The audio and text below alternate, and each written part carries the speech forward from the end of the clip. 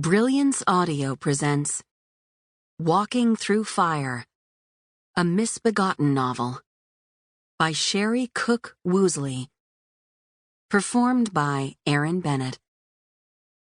Photos spread across the oaken dining room table, but Rachel Deneuve's focus was on the window overlooking the driveway. She knew her son Adam would be mortified if he saw her watching for his return. Worry, a mother's natural instinct, was magnified in Rachel by the cancer cells made deep in Adam's bone marrow and held in check only by 30 months of grueling chemo.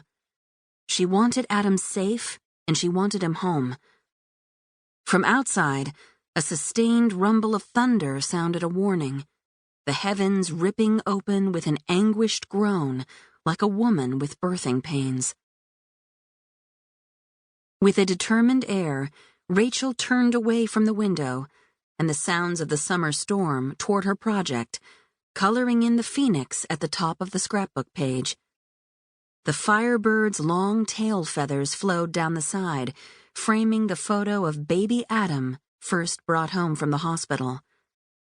Adam was 11 now, so she was years behind on this project, but this seemed the right time to create a graphic story of their family, before the details became muddled.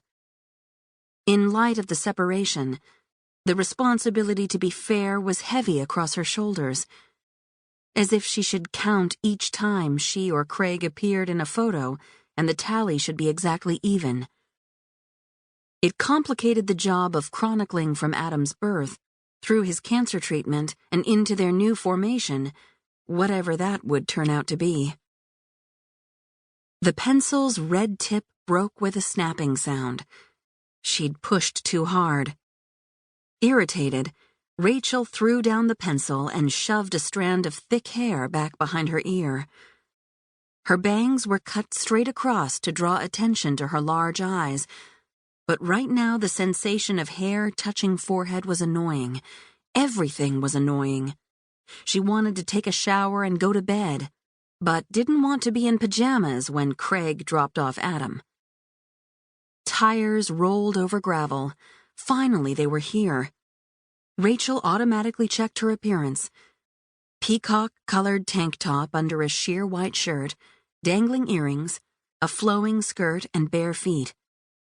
Her features were sharp, her neck long, her collarbones jutting, all speaking to a flapper aesthetic from an earlier century in New York City rather than the suburbs of northern Maryland. Craig liked tidy. Rachel resisted the urge to smooth the auburn curls she'd piled into a loose bun and opened the door to her husband and son. Craig stood with his hand raised as if to knock on the door. Her door? A moment of confusion. This was all new.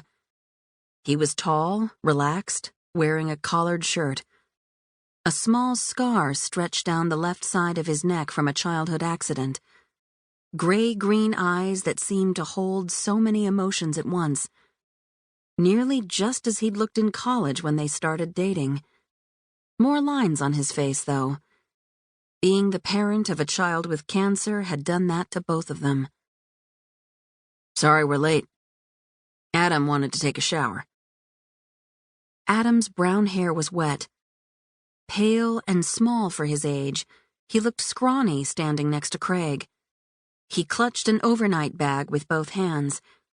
A wet beach towel lay behind his neck, soaking the edges of his t-shirt. "You took him to the pool?"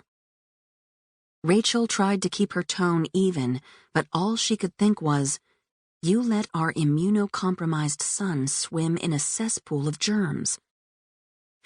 Craig rocked back on the balls of his feet. "It's the first official day of summer. Thought it would be fun." He nudged Adam's shoulder. "We had fun, didn't we?" Adam nodded. He yawned. His eyelids drooped, covering the irises.